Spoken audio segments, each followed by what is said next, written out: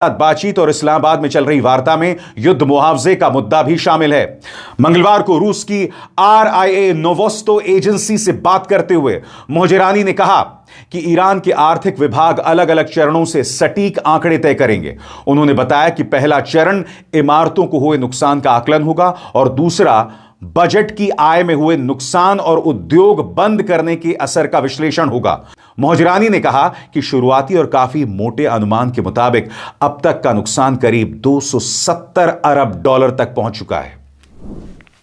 270 अरब dollar का नुकसान।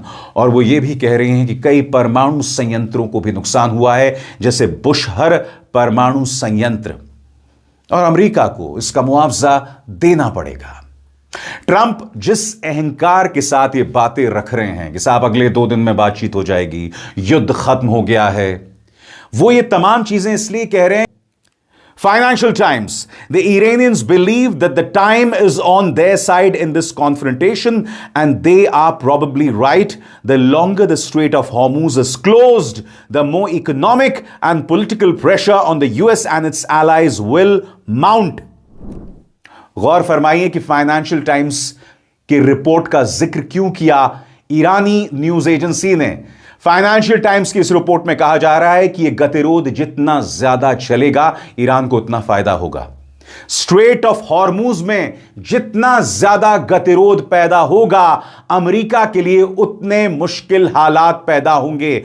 और इंतजार कीजिएगा, बस कुछ देर में मैं आपको बताने वाला हूं। हारेट्स और CNN की रिपोर्ट्स, जो अपने आप में एक बहुत ही खतरनाक मंजर पेश करते हैं। यहां पर दावा यह किया जा रहा है कि हॉर्मूज में जो संकट चल रहा है वो पूरे मध्य पूर्व को जला देगा अगर हम समाधान की तरफ नहीं बढ़े। कि शायद अब इजराइल यहां से भी अपनी फोर्सेस को विथड्रॉ करे। यानी कुल मिलाकर अगर एक बॉटम लाइन में खींचूं तो रूस के विदेश मंत्री का बीजिंग जाना, बीजिंग में रूस के विदेश मंत्री की विदेश मंत्री चीन के उनसे बातचीत, फिर शी जिनपिंग जो प्रेसिडेंट हैं उनकी बातचीत, फिर प्रेसिडेंट शी जिनपिंग का बयान आना कि जंगल राज खत्म होना चाहिए, ट्रंप के लिए बोले, फिर शी जिनपिंग प्यूतिन से बात कर रहे हैं, प्यूतिन ईरान में बात कर रहे हैं, फिर रशिया के जो विदेश मंत्री हैं वो अब्बास अराक्ची जो ईरान के विदेश मंत्री हैं वो बातचीत कर रहे हैं। ये जो घटनाक्रम हुआ, ट्रंप समझ गए, इतने भी नादान नहीं है, वो समझ गए कि बेहतर है कि अब हॉर्मुज की खाड़ी से ध्यान हटा के शांति की बातचीत की जाए, यही एक रास्ता है। तो 2 दिन पहले जंग लड़ना चाह रहे थे, दबाना चाह रहे थे ईरान को, अब पीस टॉक, शांति का पैगाम लेकर ट्रंप साहब आए हैं। जब पोप से लड़ते हैं तो जीसस बन जाते हैं। जब नया रूट बनाया है लरक आइलैंड और हॉर्मूज आइलैंड के पास से, ये ईरान का बनाया हुआ नया रूट है और इसी रूट से अब जहाज आ जा सकते हैं ईरान IRGC के अप्रूवल के बाद और IRGC को टोल देने के बाद। तो फिर सवाल ये उठता है कि जो अमेरिका ने ब्लॉकेट लगाया उसका क्या हुआ। जैसे मैंने पहले कहा कि ये ट्रंप साहब की पोस्चरिंग थी, ट्रंप साहब का ब्लफ और ब्लस्टर था, उसमें कुछ होना जाना नहीं था। मेरा अंदाजा यही था कि ये कुछ दिनों के ब्लॉकेट के बाद ultimately they will return back to the negotiation table, और वैसा ही होने जा रहा है ऐसा लगता है।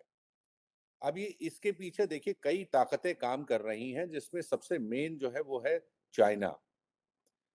चाइना ने अपना पहले इंटरेस्ट प्रोटेक्ट किया और उसके बाद फिर सारी कंट्रीज से बातचीत की है। लेकिन ट्रंप जो है, ट्रंप तो ट्रंप है ना, वो अपनी तरफ से कुछ ना कुछ तो शगुफा छोड़ेंगे ही ना, जिसमें उनको लगे कि उनका अपर हैंड है।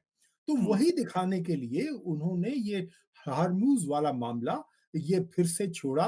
और ये कहा जाता है कि ये जो बात है ये पहले से इसकी तैयारी थी। अमेरिका में ये वहां का पेंटागन ने ये प्रस्ताव काफी पहले रखा था, जो उन्होंने ये पहले से तय किया था कि अगर बातचीत में कुछ नहीं निकला तो हम ये करेंगे, और वही उन्होंने किया। तो हुआ क्या है, अब जो मेरे विचार से जो सबसे महत्वपूर्ण बात है, इसमें राष्ट्रपति शी जो चीन के सर्वोच्च नेता हैं और दुनिया की दूसरी महाशक्ति के नेता हैं, उसने उनका इसमें सीधे सीधे इन्वॉल्वमेंट अब दिख रहा है। आज उन्होंने जो बयान दिया है, जो मैं समझता हूं ईरान वाकई इतना रिलैक्स है, उसे अमेरिका की एकदम परवाह नहीं। अमेरिका ईरान को आंखें दिखाना चाहता है, मगर ईरान उसकी तरफ देखना भी नहीं चाहता। जिस नेतन्याहू पर भ्रष्टाचार के गंभीर आरोपों में सुनवाई चल रही है, युद्ध विराम का बहाना बनाकर सुनवाई टाली गई 1 महीने के लिए, वो नेतन्याहू अमेरिका को उसकी जगह दिखा रहे हैं। कह रहे हैं युद्ध को लेकर ट्रंप का प्रशासन उन्हें हर दिन रिपोर्ट करता है। जेडी वांस ने इस्लामाबाद बातचीत से लौटते हुए अपने विमान से उन्हें फोन किया और बातचीत के बारे में जानकारी दी। साफ है नेतन्याहू अमेरिका को कुछ नहीं समझते, और जो भी एक्सपर्ट कह रहे हैं ट्रंप खुद से फैसला ले ही नहीं सकते। शायद उनकी बात सही लग रही। अब सवाल उठता है, क्या चीन इस इलाके में कुछ बड़ा कूटनीतिक प्रयास कर रहा है? जो काम पाकिस्तान से नहीं हो सकता, वो अब चीन ने सीधे अपने हाथ।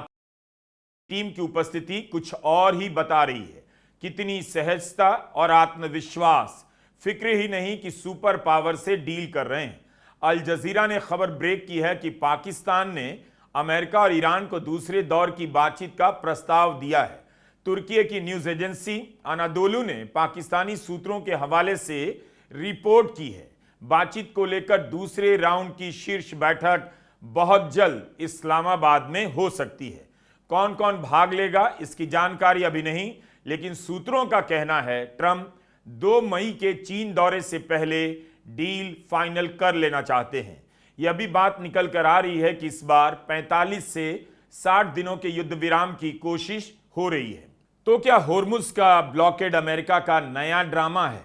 अपने युद्धपोतों को यहां तैनात कर ट्रंप क्या हासिल करना चाहते हैं? सऊदी अरब क्यों परेशान है? क्यों ट्रंप को सलाह दे रहा? अमेरिका की जो धमकी है बेअसर रहे है अभी फ़िलहाल ईरान के सामने। ईरान अपना परमाणु परीक्षण करने वाला है दोस्तों। अब मैं ये खबर क्यों दे रहा हूँ, क्योंकि 90% यूरेनियम का जो अचीवमेंट है वो ईरान ने कर लिया है। अब वो एक सिर्फ परमाणु बनाने के बहुत करीब है। ठीक है, लगातार सैंक्शन धमकियाँ ये उनको मिली हैं ईरान को। हालांकि ईरान भी पीछे हटने वाला नहीं है दोस्तों। ईरान ने भी कह दिया है कि वो अब फाइनल की लड़ाई लड़ेगा। ईरान ने कहा है कि जो अमेरिका है वो उनके यहाँ पे बच्चियों का हथियार है।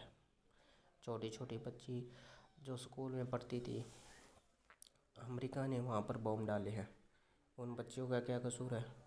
ठीक है, यूएस और जो ईरान के शांति समझौते हैं दोस्तों, वो अब फिर से होने वाले हैं कि क्या शांति की राह निकलेगी।